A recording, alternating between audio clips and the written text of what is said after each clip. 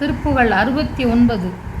தோலொடு மூடிய கூரையை நம்பி பாவையர் தோதக லீலை நிரம்பி சூழ்பொருள் தேடிட ஓடி வருந்தி புதிதான தூதொடு நான்மணி மாலை பிரபந்த கோவை உலா மடல் கூறி அழுந்தி தோமுறு காளையர்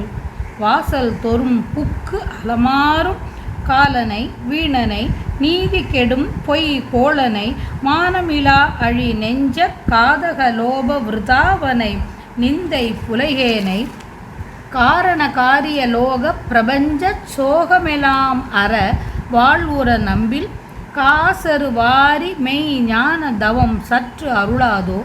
பாலன்னம் மீது மண் நான்முக செம்பொன் பாலனை மோது அபராதன பண்ட பாரிய மாருதி தோல்மிசை கொண்டுற்று அமராடி பாவி இராவணனார் தலை சிந்தி சீரிய வீடனர் வாழ்வுற மன்றல் பாவையர் தோள் புனர் மாதுளர் சிந்தைக்கு இனியோனே சீலம் உலாவிய நாரதர் வந்து உற்று ஈது அவள் வாழ் புறம் ஆம் என முந்தி தேமொழி பாலித கோமள இன்ப கிரி தோய் வாய் சேலோடு வாழை வரால்கள் கிளம்பி தாருகள் பூகம் அளாவிய இன்பச் சீரலைவாய் நகர் மேவிய கந்த பெருமாளே காரண காரிய லோக பிரபஞ்ச சோகமெல்லாம் அற வாழ்வுற நம்பில் காசரு வாரி மெய் ஞான தவம் சற்று அருளாதோ.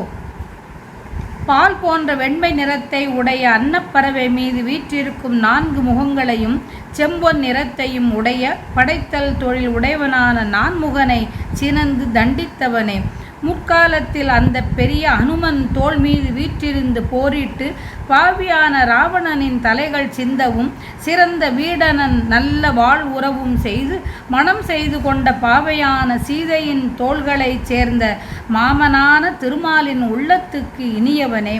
நல்லுணர்வுள்ள நாரதர் உன்னிடம் வந்து இது வள்ளி வாழ்கின்ற திணைப்புறம் என கூறினதாலே நீ மிக விரைந்து சென்று தேன்போல் இனிய சொல்லை உடைய வள்ளியின் கற்பூர கலவை அணிந்த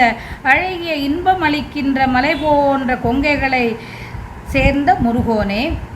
சேல் மீன் வாழை மீன் வரால் மீன் என்பவை துள்ளி எழுந்து குலையை உடைய பாக்கு மரத்தில் சேரும் இன்பமயமான திருச்செந்தூர் நகரத்தில் வீற்றிருக்கும் கந்த பெருமாளே தோலால் மூடப்பட்ட இந்த உடம்பை நம்பி மங்கையரின் வஞ்சக விளையாட்டு நிரம்புவதால் அவர்களுக்கு வேண்டிய பொருளை தேட வேண்டி ஓடியும் வருந்தியும் புதுவிதமான தூது நான்மணி மாலை பிரபந்தங்கள் கோவை உலா மடல் முதலான பல வகை பட்ட நூல்களை பாடி அவற்றில் ஈடுபட்டு குற்றமுடைய மக்களின் வீட்டில் வாயில்தோறும் புகுந்து வருந்துபவன் நான்.